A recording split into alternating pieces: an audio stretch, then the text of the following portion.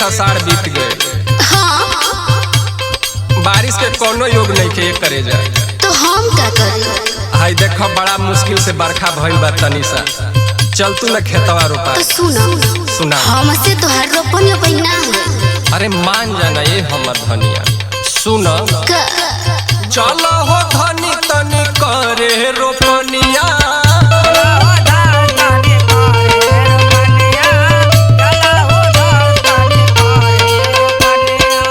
सुखल जाता खेते में के पनिया।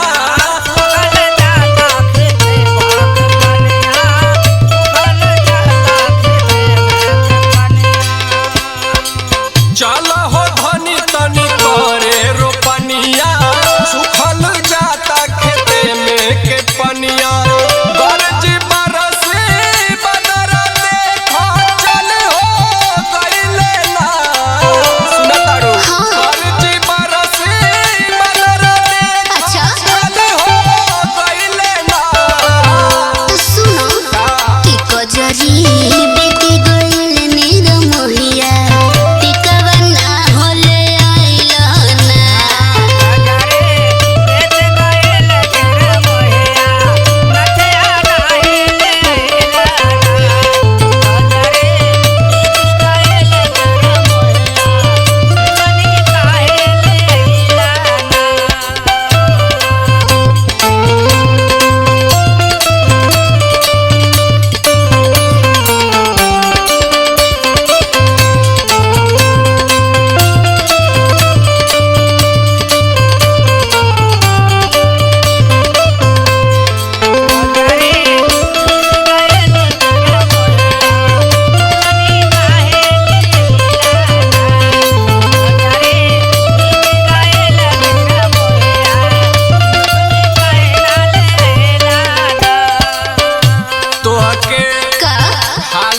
नथिया या झुलनी चाहता तो का ई ना समझत बाड़ू। तो बोलो खेती का समय है। अच्छा खेती कसहू हो जा। अरे मान जा गुस्सा जन कर। चल न चल अब पियड़ में रनिया।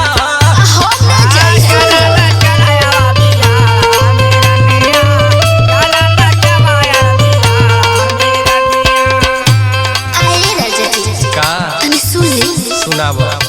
हमसे हाई रोपनी सोनी ना हो।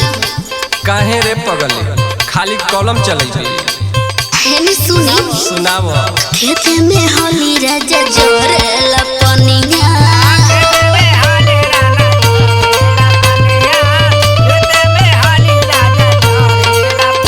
हाँ सही कहत बाड़ू। तो कहो हार गोड़ जरूर जरी। तो ई तो बोतले बा। बतावा बोलो नथुनी चाही कि ना चाही। अच्छा हमें करे चलो रोपनी करे तो अकेले आई ब्रांडेड नथुनिया।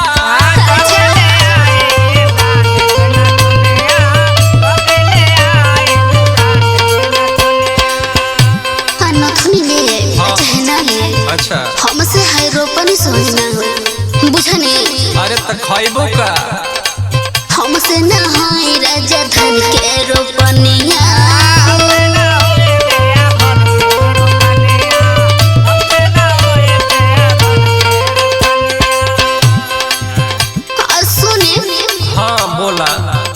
अरे वो हर साली है बड़ा को का हम भुला जाए। अरे ना हो रौरी है आदत पसंद ना है। ऐसे ना बोल पगली। कहल वादाई रहदा सोभे भुलाई हो गइल ना। अच्छा कहल वादाई रहदा सोभे भुलाई हो गइल ना। कि कजरी बीत गइल नेर मोहिया।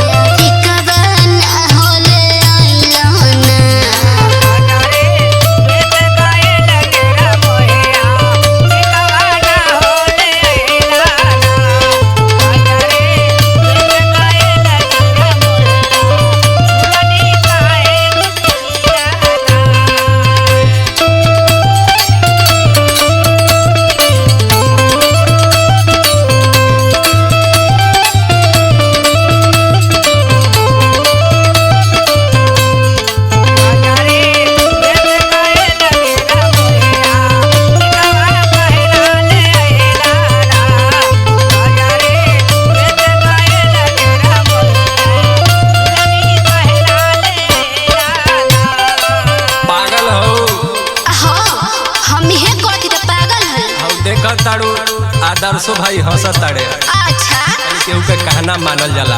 एह बारी तो के पक्का नथिया लिया दे। रउआ इहे कहिला मानी लगबरो के तानी बचनिया। हम ना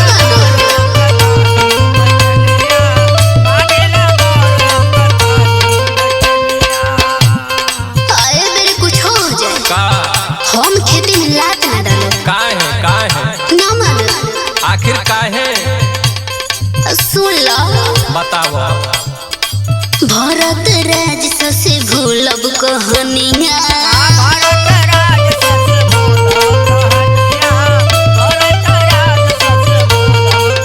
हेने सुना कहो ए बारी बोलो हर जवन इच्छा बा सब पूरा कर देबे करे जा। अच्छा ओहो टिका वाले बुकी बिछियाए रनिया।